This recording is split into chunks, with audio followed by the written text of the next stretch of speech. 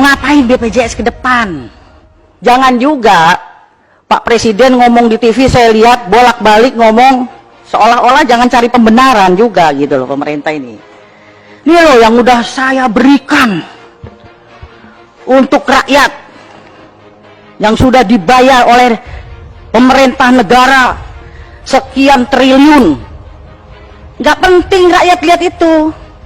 Yang rakyat bilang, ini loh masih ada yang nggak bisa bayar, ini loh masih ditolak dari rumah sakit, dan itu melanggar konstitusi. Jadi saya perlu ingatkan nih teman-teman semua, baik Kementerian BPJS, Badan Pengawas maupun DJSN, dan kita semua yang ada di sini. Mumpung tanda tangan kita masih laku, apa sih sebenarnya historinya bisa lahir BPJS itu apa? Kan ingin memotong birokrasi kesehatan supaya tidak berbelit-belit. Dulu ada Jamkesmas, Jamkesda, Askeskin, SKTM, bla bla bla bla, supaya mimpi kita ada jaminan sosial tingkat nasional, sehingga orang Pandeglang sakit di Bandung, orang Papua sakit di Aceh, itu semua hak warga negara Indonesia.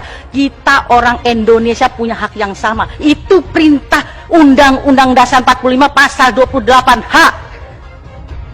Terus argumentasinya, iklannya di TV, saya muak kalau lihat gotong royong. Dengan gotong royong, yang sehat memberi yang sakit, semua tertolong. Gotong royong itu yang kata Bung Karno, bukan begitu. Saya bikin got, oh ada yang punya teh, ada yang punya singkong rebus, ada dengan sukarela, dan punya itu konsep gotong royong benernya dari Pancasila, Sila, Trisila, Ekasila, itulah gotong royong. Kalau gotong royong orang dipaksakan itu pemerasan. Kamu boleh nggak kena ini mandiri, harus satu keluarga 5 orang, itu yang tadi dibilang sama Adinda Anwar. Suruh ikut 5 orang, itu pemerasan, saudara menteri. Gotong royong yang dia udah tahu satu keluarga dia yang rawan sakit, anakku yang nomor 3, oh gajiku segini. Tadi siapa yang katanya mau ngeliatin nanti di daerah pemilihannya, saudara Salehno, saya yang sehari 20.000, dia bisa menggotong royongkan satu orang. Ya udah, alhamdulillah, itu harusnya tanggung jawab negara loh, tanggung jawab pemerintah loh. Dia udah mau menggotong royongkan satu orang, jangan dipaksa juga dong 5 orang. Itu namanya pemerasan. Tanggung jawab negara, jangan lagi bicara nanti rugi dong BPJS, nanti pemerintah rugi dong. Bung Karno dulu memerdekakan republik ini, saudara menteri, ini kan tentara, pasti belajar dong Lemhanas. Saya nggak belajar Lemhanas, saya tahu. Bung Karno dulu nggak pernah mikir tentang gaji tentara segini, PNS nggak. Yang penting proklamasi, kami pasang itu dulu. Ini nggak usah mikir, negara tidak boleh berbisnis dengan rakyatnya, tidak boleh. Maka itu perlu lompatan. Kalau belum udah takut rugi, takut mundur. Pak Jokowi wali kota sudah bisa memikirkan 250.000 rakyatku di Solo harus bagaimana sehat semua, pintar semua, dapat pekerjaan semua. Itu perintah undang-undang, bukan neko-neko. Begitu jadi gubernur DKI yang memikirkan 9 juta, begitu jadi presiden 260 juta. Makanya perlu yang bantu-bantu ini memikirkan. Jadi bukan ini data, ini kalau itu mah udah yang satu bisa ngerampok, kalau bisa yang lain juga ngerampok, begitu. Tapi ini hak rakyat. Undang-undang kesehatan juga mengatakan di situ, tapi mana rakyat ada yang terbela? Nggak ada. Padahal udah kita cantumkan di Undang-Undang Kesehatan pasal 32. Rumah sakit menolak pasien, sanksi di pasal 190. Baru nolak saja sanksinya 2 tahun, dan saya dulu nggak mau bilang atau 200 juta. Kalau karena ditolak yang tadinya dia stroke ringan begini jadi permanen gini apa mati, 10 tahun dan 1 miliar. Tapi nggak pernah ada pasien dipenjarakan dapat itu si dokter atau perawat atau apa, tapi selalu pasien yang jadi kalah. Padahal kita udah cantumkan kedaulatan pasien di pasal itu, nggak pernah disosialisasikan. Karena teman sejawat itu ikatannya terlalu tinggi. Saya pernah dibully sama ID di somasi, bukan dokter Terawan aja. Karena statement saya yang menyakitkan, saya bilang dokter lebih jahat daripada polisi. Polisi nilang orang sehat, dokter nilang orang sakit. Saya langsung dibilang dokter Cepaning keluar dari ID. Saya dulu masih Jainal ketua ID-nya. Saya bilang, Jena, yang milih gue bukan lu, yang milih gue rakyat Sukabumi. Saya statement gitu, saya bilang sama anak saya yang dokter, kalau kamu mau jadi dokter jangan jadi pedagang. Kalau jadi pedagang tidak bisa jadi dokter. Nggak boleh dua-dua itu dijadikan. Tapi sekarang dokter-dokter jadi pedagang, repot. Yang tidak harus USG, USG. Jadi perlu revolusi mental dulu itu. Kalau kita dulu kan ilmu dari dosen kita, kepintaran dari Tuhan kita terapkan. Sakit apa Bu? Panas, berapa hari? 4 hari. Coba lidahnya, oh observasi typhoid. Ibu di rumah diet lunak. Enggak kalau sekarang, dokter sekarang. Padahal udah tahu observasi typhoid. Tapi dia bilang gini, oh lab ya, 15% dari labnya. Ya kan? Dan salahnya lagi, ini kok labnya ragu ya? Ulang Bu, kan gak salah pasiennya. Double 15%.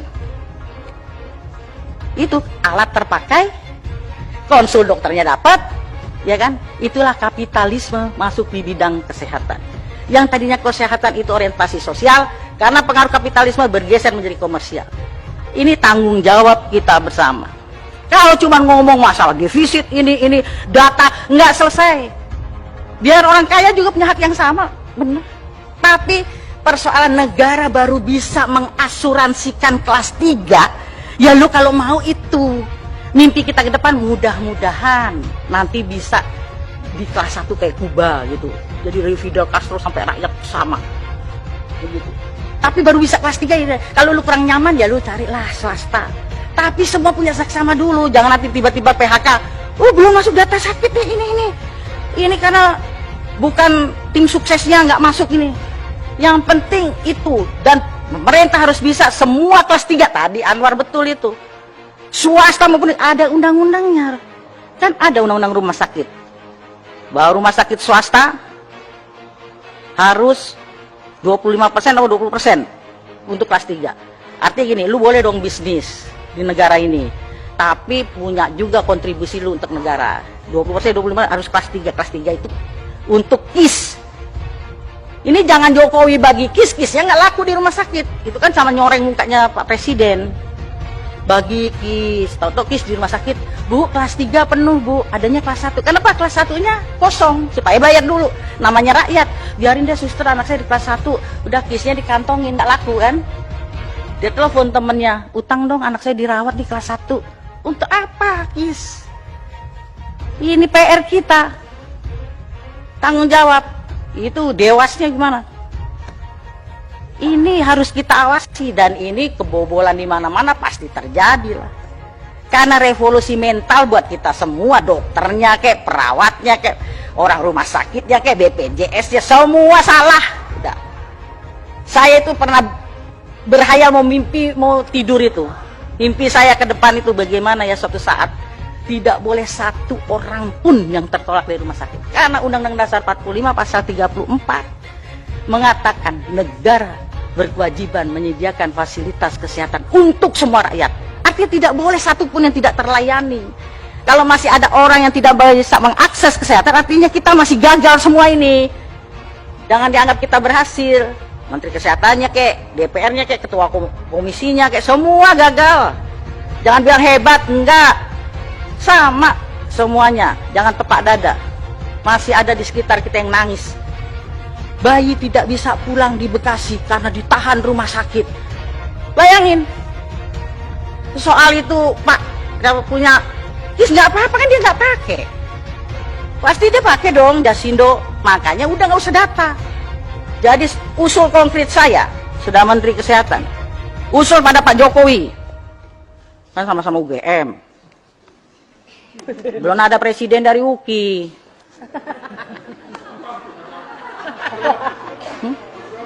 Kalau UGM kan, kalau saya pasti berani ngomong begitu sama Presiden.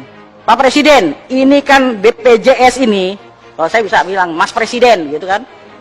BPJS ini kan produk unggulan pemerintah Jokowi. Saya usul khusus rapat kabinet tentang BPJS. Menteri Keuangan, tapi jangan Sri Mulyani terus yang nyocor mulutnya. Menteri Kesehatannya jadi leading sektor di situ. Dia tukang bayar aja, tapi kebijakan kesehatan leading sektornya Menteri Kesehatan di situ. Dia tukang bayar, ya kan? Di situ ngomong tentang BPJS. Karena ini carut-marutnya bukan persoalan terus nanti. Pemerintah kan sudah bayarin yang miskin sekian, tapi miskin tuh versi siapa? Tadi dibilang Ubin, ada TV, termasuk kategori tidak miskin. Orang itu TV dari mertuanya. Ubin, dia suruh nempatin rumah mantunya. Tukang surveinya salah. Rumahnya gedung, ada motor, motornya kado. Salah surveinya, makanya nggak bisa buat patokan itu survei itu salah udah semua. Pokoknya setiap warga negara rambutnya hitam, makanya jangan suka dibule-bule ini ibu ketua itu. Enggak, takut dianggapnya bukan warga negara asli gitu. Warga negara asli itu kan hitam, kalau uban ini kan lambang tua. Takut saya begitu dilihat bukan warga negara Indonesia. Semua punya hak sehat yang sama di mana seluruh Indonesia.